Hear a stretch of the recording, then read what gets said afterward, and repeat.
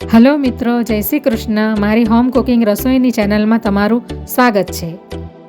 Channel પર નવા હોવ તો જરૂરથી ચેનલ સબસ્ક્રાઈબ કરજો, જેથી મારા દરેક વિડીયોનું નોટિફિકેશન તમારા સુધી પહોંચશે.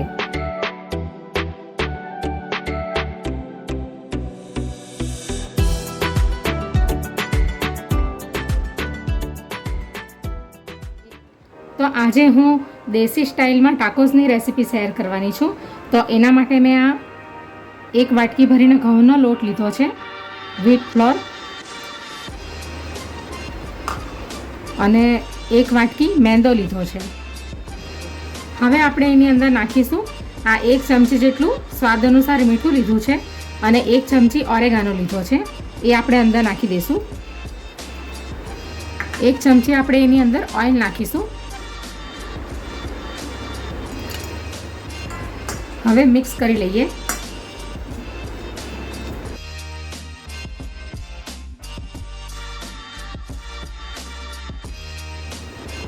હવે આપણે થોડું થોડું પાણી નાખીશું અને એનો મીડિયમ આપણે ડો તૈયાર કરી લઈશું. બહુ કડક પણ નહીં અને બહુ નરમ પણ નહીં. આપણે જે રોટલી બનાવીએ છીએ એ ટાઈપનો આપણે એનો ડો તૈયાર કરીશું.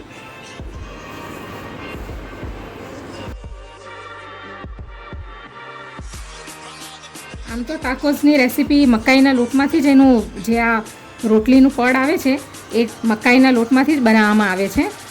પણ ન હોય તો પછી ઘઉંને અથવા તો મેંદાને આવી રીતે આપણે રોટલી બનાવીને પણ ટાકોસ બનાવી શકીએ. તો આ રીતનો આપણે એનો ડો તૈયાર કરી લઈશું. અને તમારી પાસે જો રાતની રોટલી બચી ગઈ હોય તો તમે એ રાતની રોટલીમાંથી પણ ટાકોસ બનાવી શકો.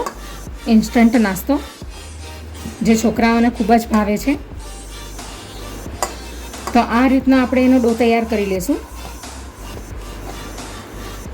હવે આપણે એની અંદર થોડું તેલ નાખીશું.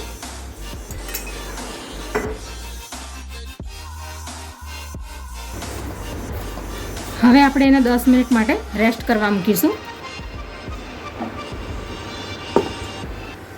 તો હવે ટાકોસની અંદર ભરવાનું સ્ટફિંગ તૈયાર કરી લઈશું આપણે.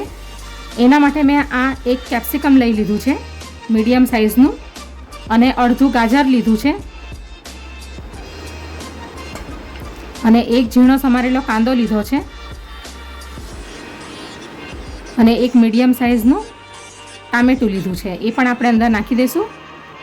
અને મકાઈ છે એક મીડિયમ વાટકી જેટલું, અને આ યલો કેપ્સિકમ છે એ પણ આપણે અંદર નાખી દઈશું. અગર કોઈ વેજીટેબલ્સ ઘરમાં અવેલેબલ ન હોય તો તમે 2-3 વેજીટેબલ્સથી પણ, કાંદા, ટામેટાં અને કેપ્સિકમથી પણ તમે બનાવી શકો. તો હવે એની અંદર આપણે મસાલા નાખીશું. તો એક ધાણા જીરું પાવડર છે 1 ચમચી, સ્વાદ અનુસાર મીઠું લીધું છે, કારણ કે આપણે રોટલીની અંદર પણ આપણે મીઠું નાખ્યું છે એટલે સ્વાદ અનુસાર લઈશું. આ પેરી પેરી મસાલો લીધો છે થોડોક, અડધી ચમચી જેટલો, અને ઓરેગાનો લીધો છે 1 ચમચી જેટલો, અને લાલ મરચું છે તીખું એ લઈ લીધું છે 1/4 ચમચી જેટલું, અને આ છે ચાટ મસાલો. આની જગ્યા પર તમે મરી પાવડર પણ નાખી શકો. હવે આપણે એની અંદર નાખીશું આ ચીલી ફ્લેક્સ નાખીશું અડધી ચમચી જેટલી.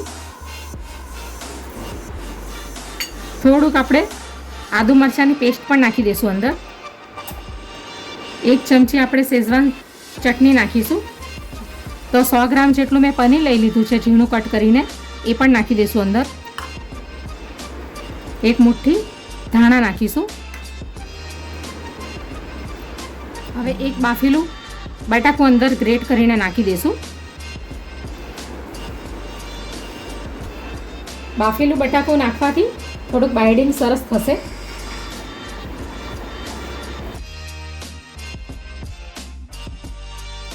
હવે આપણે આ મોઝરેલા ચીઝ નાખીશું.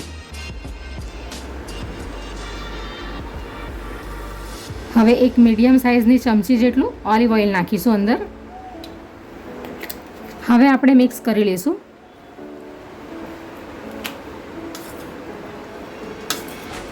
તો આ રીતે આપણે બધી વસ્તુને મિક્સ કરી લઈશું. હવે 10 મિનિટ થઈ ગઈ છે. તો હવે આપણે રોટલી વણી લઈએ. તો આપણે નાની નાની રોટલીને વણીશું.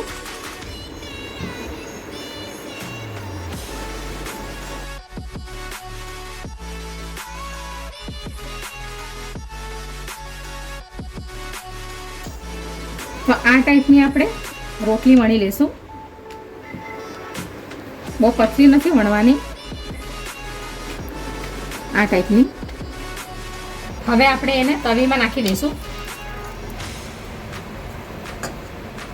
તો એવી જ રીતે આપણે બધી રોટલીને તૈયાર કરી લઈશું.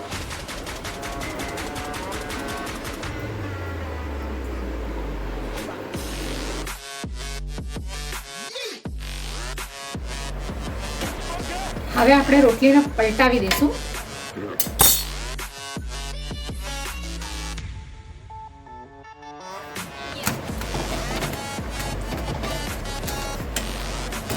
તો આવી રીતે આપણે બંને સાઈડેથી બરાબર રોટલીને શેકી લઈશું.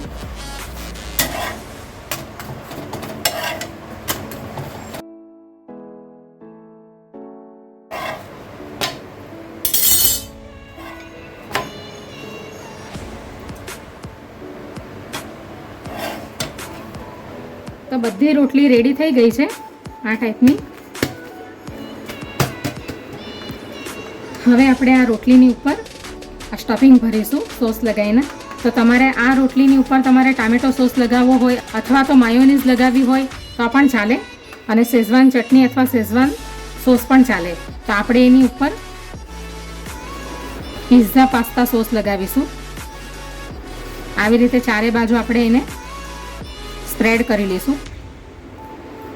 તમારી પાસે તૈયાર રોટલી હોય ને રાતની બચેલી કે બપોરની બચેલી, તો તમારે બનાવવા હોય તો તમારે આ જફા નહીં કરવી પડશે અલગથી રોટલી બનાવવાની. તો તમે એને આસાનીથી બનાવી શકશો એકદમ ઓછા સમયમાં જો રોટલી તૈયાર હશે તો.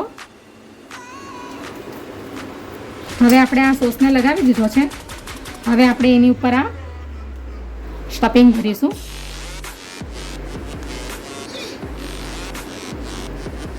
એક સાઈડેથી ભરીશું.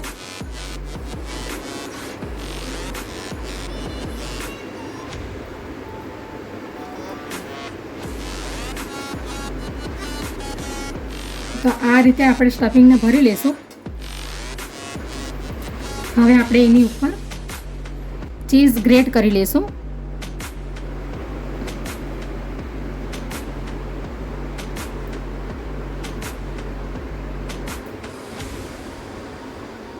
હવે આપણે આવી રીતે ફોલ્ડ કરી લઈશું.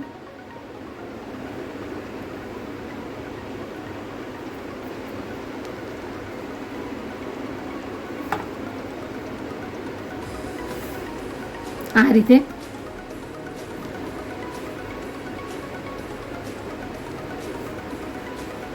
તો આવી જ રીતે આપણે બધા ટાકોસને રેડી કરી લઈશું.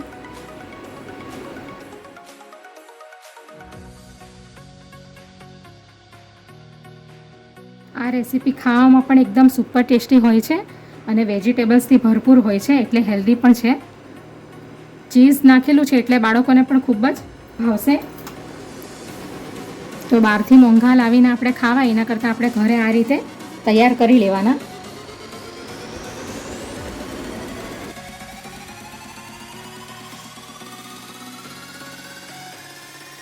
તો હવે ટાકોસ રેડી થઈ ગયા છે. તો હવે આપણે એને નોનસ્ટિક તવીમાં શેકી લઈશું. આવે અંદર ઘી નાખ્યું છે. તમારે તેલ નાખવું હોય કે બટર નાખવું હોય તો તમે એ પણ નાખી શકો.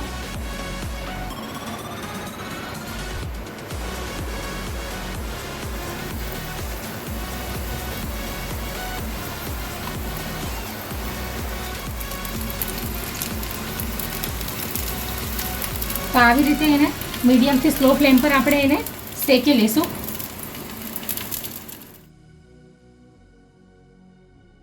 હવે આપણે એને બીજી સાઈડેથી પલટાવી દઈશું.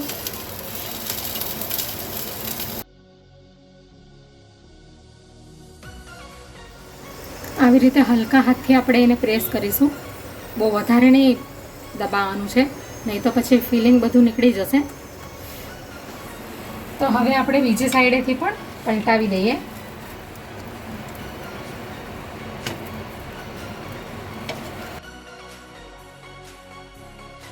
તો 2 થી 3 મિનિટ આવી રીતે આપણે એને મીડિયમ ટુ સ્લો ફ્લેમ પર આપણે એને શેકી લેવાના છે, એટલે અંદરનું વેજીટેબલ્સ પણ સરસ અધકચરું શેકાઈ જાય.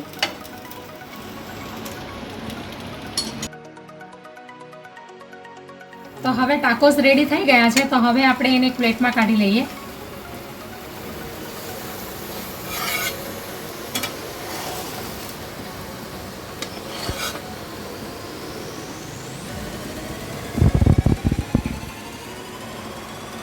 આ જ રીતે આપણે બધા ટાકોસને શેકી લેશું.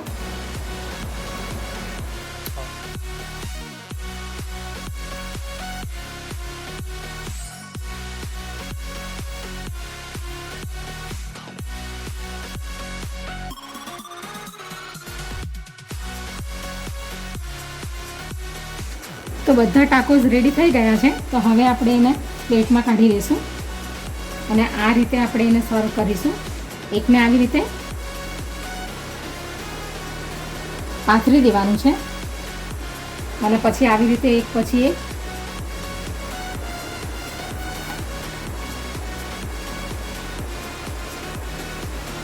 ઊભા રાખીશું ટેકો આપીને. તો તૈયાર છે ઇન્ડિયન સ્ટાઇલ ટાકોસ. તો તમે આને જરૂરથી બનાવજો અને નાના બાળકોને ખૂબ ભાવે એવી રેસીપી છે. તો તૈયાર છે ઇન્ડિયન સ્ટાઇલ ટાકોસ.